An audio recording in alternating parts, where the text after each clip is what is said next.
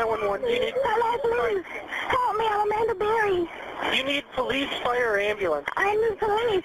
Okay, and what's going on there? I've been kidnapped and I've been missing for 10 years, and I'm here. I'm free now. Okay, and what's your address? 2207 Seymour Avenue. 2207 Seymour. It looks like you're calling me from 2210. Looks like you're calling me from 2210. I can't hear you. It looks like you were calling me from 2210 Seymour. Yeah, I'm across the street. I'm using the phone. Okay, stay there with those neighbors. Talk to the police when they get there. Okay. Okay, talk to the police when they get there. Okay. Hello? Yeah, talk to the police when they get there. Okay, I'm going right now. We're going to send them as soon as we get a car open. No, I need them now before we get back. All right, we're sending them, okay? Okay, I mean, like, Who's the guy who went out? His name is Ariel Castro. All right, how old is he? He's like 52. All right, and I'm Amanda Berry. I've been on the news for the last 10 years. Okay, I got that here. I already. And you said, what was his name again? Ariel Castro. And is he white, black, or Hispanic? He's Hispanic. What's he wearing? I don't know, because he's not here right now. That's when he left, what was he wearing? Sweetheart, it's a pity. What? Right, the police are on the way. Talk to them when they get there. Okay? Okay. I told you they're on the way. Talk to them when they get there, okay? All right, okay. Thank you. Bye. Welcome back to the basement, where we talk about the stories that don't always make it to the daylight, or the ones that you wish never did. Yeah, so this is one of those episodes. It's heavy, it's disturbing, and honestly, it's hard to believe that it actually happened.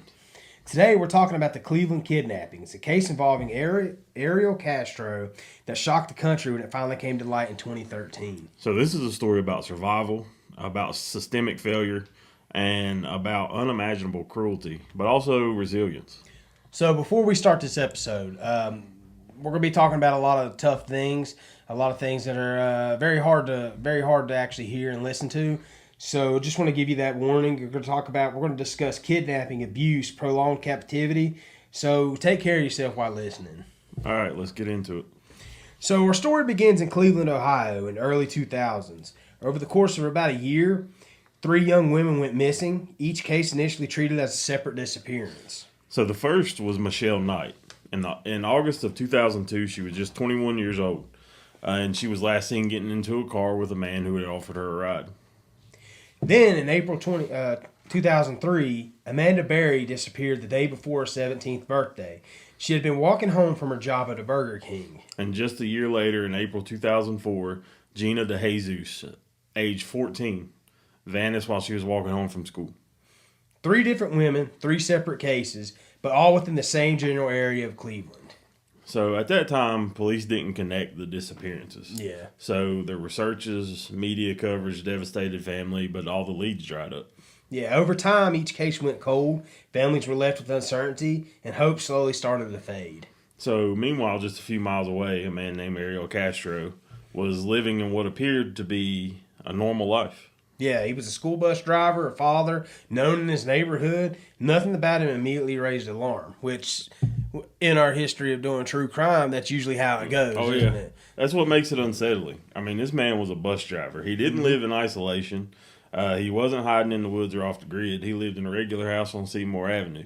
Yeah, neighbors described him as friendly. Some even say that he'd been inside his home. Others recalled seeing him grilling in the backyard and playing music. Again, that goes to a bunch of other people that we've talked about that seem normal. And I bet you when he let them in his house, they never got to go to, like, it was like, all right, you can come in, but you're staying right here. Yeah, he controlled where you went, but Oh, not in a way that you would catch. Right, yeah. Because you'll find that, you know, people call these people a lot of names, and a lot of them deserve to be called a lot of names, but most of them's not stupid. Yeah, honestly. Exactly. But what no one did know was what was happening inside the house. So after abducting each of the women, Castro brought them to his house, and that's where they were held in captive. For years, literally. Yeah, years. We're talking about nearly a decade. Michelle Knight was held the longest, about 11 years. And she was his first kidnapping victim. Mm-hmm. Inside the house, Castro kept the women locked in rooms, often chained or restrained. Windows were covered and doors were secured. The victims were isolated from the outside world. They had no idea if anyone was still looking for them or if they'd been forgotten entirely. They endured repeated abuse and extreme control. Castro dictated everything when they could eat, move, or speak. Think about being, presumably, in like a basement or whatever. Yeah. And, a lot of basements, like, behind our basement sign here, there's a window. Mm-hmm. You cover all those up. And, like, after so long, you start getting, like... Stir crazy. Don't know what year it is. Don't know how long I've been here. Like, does anybody care that I'm missing? It's crazy. It's crazy. So, with that, at times, the women were allowed limited interaction with each other, and over time, they formed a bond, something that would become crucial for their survival. Amanda Berry, eventually gave birth to a daughter while in captivity, and incredibly, the other women helped deliver the baby. That child became a source of hope, a reminder of life beyond the walls they were trapped in. Man, imagine that. Yeah. Presumably, he fathered the child, probably raped her. No, he did. Yeah. And so, and then that's their beacon of hope that something will change. That's tough, man. Yeah, and it's been read, I'm not sure if we're going to go into it here, that that same girl had been pregnant multiple times, and he forced miscarriages on her by hitting and kicking. That's terrible. Yeah. One of the hardest parts of this case is to process how many opportunities there were for intervention. Police were called to Castro's home multiple times over the years for unrelated incidents, but still, they were there. There were also neighbors who noticed odd behavior. Some reported seeing women inside or hearing noises. At one point, Castro was even stopped by the police while driving with one of the victims in the car, but nothing came of it. It's one of those situations where hindsight makes everything clear, but it also raises difficult questions about how something like this could go unnoticed for so long. Listen, I'm going to say this about this because, we wrote this, this episode and we kind of went over everything. It's easy to point a finger at a detective or a police officer. It is. Backroom, was it called armchair quarterback? Yeah, yeah. But these people, they've rehearsed this thousands of times in their minds what they'll do if the police show up to their door, if they get stopped by the police with somebody in the car with them. They rehearse this stuff. They're not stupid. They're not stupid. Yeah, they're definitely not. So everything changed on May 6, 2013. After years in captivity, Amanda Berry saw an opportunity. Castro had left the house, and a door wasn't fully secured. She managed to get to the front door and began trying to break it open. She screamed for help. And you know what? That's oftentimes how this happens. Yeah. And I feel like the people get comfortable. Get complacent. Yeah. And then he's like, well, I'm just going to run down to the corner store or whatever. I'm not going to worry about putting all these chains on here. But then the people that are being held, they also get smart to what to look for. Yeah, exactly. But anyways, a neighbor named Charles Ramsey heard her cries. Ramsey approached the house and helped kick the door open.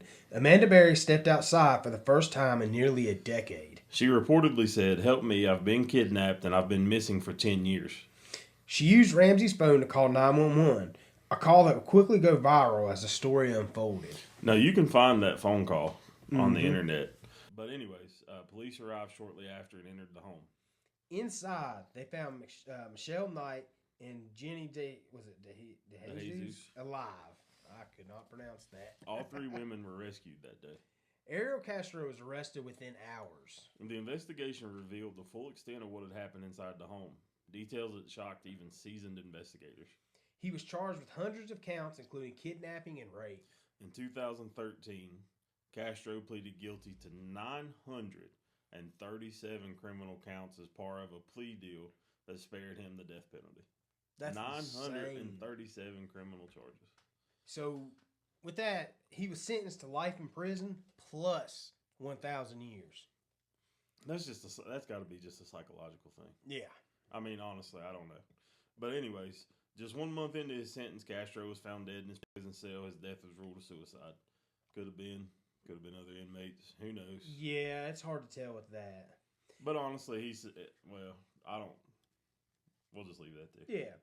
So what stands out in this story isn't just the horror, it's the strength of the survivors. Michelle Knight, Amanda Berry, and Gina DeJesus each rebuilt their lives after enduring something unimaginable. That's my favorite part of this story. Right?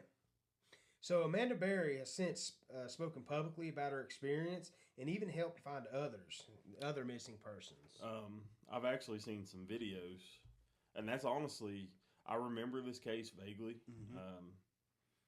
I mean, I remember hearing about it on the news and such, but I've seen this Amanda Berry speak publicly and try to help especially like young women. And there needs to be people like that out there. There needs to be advocates for people. But Gina DeJesus has also worked to support victims and raise awareness. And Michelle Knight, now known as Lily Rose Lee, has shared her story and focused on healing. Their resilience is honestly hard to put into words. This case raises a lot of questions about community awareness, law enforcement response, and how we handle missing person cases. It also reminds us that sometimes the worst things are happening in plain sight. Let me pause here for a second. Again, it's easy to point fingers at cops. But if I'm not mistaken, let me go back and look at our notes here. Wasn't only one of them a minor when they were reported missing? Oh, one was 17 and 14. Oh, yeah, okay. So age 14 was Gina DeJesus, and then Amanda Berry disappeared the day before her 17th birthday. So she was 16. Actually 16. Yeah. But the other one, Michelle Knight, she was a grown. And anyways, what I was getting at with that, it doesn't matter if they were 16 or 58. They were kidnapped and treated terribly. But what I was getting at was when you have a missing adult, a lot of times they can just say, well, they're a grown up. They can go do what they want to do. They don't have to tell you where they're going. And that happens. Yeah. You know? So we also need to talk about some of the worst things happen in plain sight, but also with that, survival can happen. And that can happen by looking, and it can look like by holding on day after day, even when hope feels impossible. There's no clean way to wrap up a story like this. But there is something important in remembering it, and remembering the people at the center of it.